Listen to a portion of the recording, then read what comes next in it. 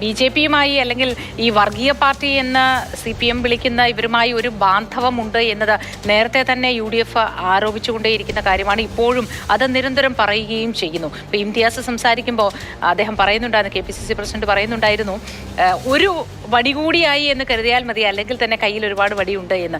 ഇനി ഈ വടി കൊണ്ടുള്ള തല്ലിനെ എങ്ങനെയായിരിക്കും ഇവർ അഭിമുഖീകരിക്കാൻ പോകുന്നത് എന്നത് ഏറ്റവും പ്രധാനപ്പെട്ട വിഷയമാണ്. മറ്റൊന്ന്, BJP ഇതിനെ ഏത് തരത്തിലേക്ക് രാഷ്ട്രീയമായി ഉപയോഗിക്കും എന്നതും ചർച്ചയാക്കേണ്ടതാണ് എന്ന് തോന്നുന്നു. ഒന്നാമത്തെ കാര്യം, കോൺഗ്രസിന് ഇപ്പോൾ വീണ് കിട്ടിയ വലിയൊരു അവസരമാണ് ഈ പ്രചാരണ രംഗത്തിന്റെ ഏറ്റവും അവസാനത്തെ സമയത്ത് ഈ ഒരു വിഷയം എന്ന് തീർച്ചയായും പറയാൻ കഴിയും. അതായത് വെൽഫെയർ പാർട്ടി UDFന് പിന്തുണ പ്രഖ്യാപിച്ചിരിക്കുന്ന ഘട്ടത്തിൽ ആ വിഷയം ശക്തമായി മണ്ഡലത്തിൽ ഉയർത്തുകയാണ് മുഖ്യമന്ത്രി ഉൾപ്പെടെയുള്ളവർ ചെയ്തത്. മതരാഷ്ട്രവാദമടക്കം മുന്നോട്ട് വയ്ക്കുന്നവരുമായി കൂട്ടുകൂടിയെന്ന് അത് കോൺഗ്രസിനെ ചെറിയ തോതിലെങ്കിലും ഒന്ന് പ്രതിരോധത്തിലാക്കിയിരുന്നു. ഈ ഘട്ടത്തിലാണ് ഇത്തരമൊരു പരാമർശം ഈ MV ഗോവിന്ദന്റെ ഭാഗത്തുനിന്ന് ഉണ്ടായിരിക്കുന്നത്.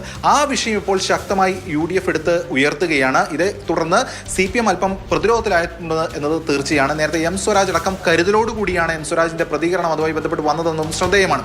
BJPയെ സംബന്ധിച്ചിടത്തോളം BJP പറയുന്നത് CPMുമായി തങ്ങൾക്ക് ഒരു തരത്തിലുള്ള ബന്ധവുമില്ല, സന്ധി ചെയ്തിട്ടുമില്ല. അന്ന് അടിയന്തരാവസ്ഥയ്ക്കെതിരെയുള്ള ശക്തമായ പോരാട്ടം ഉണ്ടായിരുന്നു. അന്ന് CPM മാത്രമല്ല പല ആളുകളും ഒരുമിച്ചിരുന്നു. മുലായം സിംഗ് അടക്കം ഒരു ആളുകളും ഒരുമിച്ച് വന്നിരുന്നു. അതിന്റെ ഭാഗമായി CPM വന്നിരുന്നു. അതല്ലാതെ അതിന്റെ ഭാഗമായിട്ടുള്ള ഒരു സംഭവങ്ങളും ഇപ്പോഴില്ല. മറിച്ച് ഇപ്പോൾ മറ്റ് സ്ഥലങ്ങളിൽ ഉപതെരഞ്ഞെടുപ്പ് നടക്കുന്ന ഘട്ടത്തിലാണെങ്കിലും അല്ലെങ്കിൽ മറ്റ് ഇടങ്ങളിലൊക്കെ ആണെങ്കിലും ഇന്ത്യ മുന്നണിയുടെ ഭാഗമായി തന്നെ CPMും കോൺഗ്രസും ഒരുമിച്ച് നിൽക്കുകയാണ് എന്ന വാദമാണ് BJP ഇതിന് ബദലായി ഉയർത്തിക്കൊണ്ടുവരുന്നത്. പക്ഷേ എന്തു തന്നെയാണെങ്കിലും ഈ ഒരു വിഷയം ഇപ്പോൾ CPMനെ ചെറിയോതിലെങ്കിലും ഒന്ന് പ്രതിരോധത്തിലാക്കിയിരിക്കുന്നു എന്നത് തീർച്ചയാണ്. ആ വിഷയമാണ് ഇപ്പോൾ ശക്തമായി ഉന്നയിക്കപ്പെടുകയും ചെയ്യുന്നത്.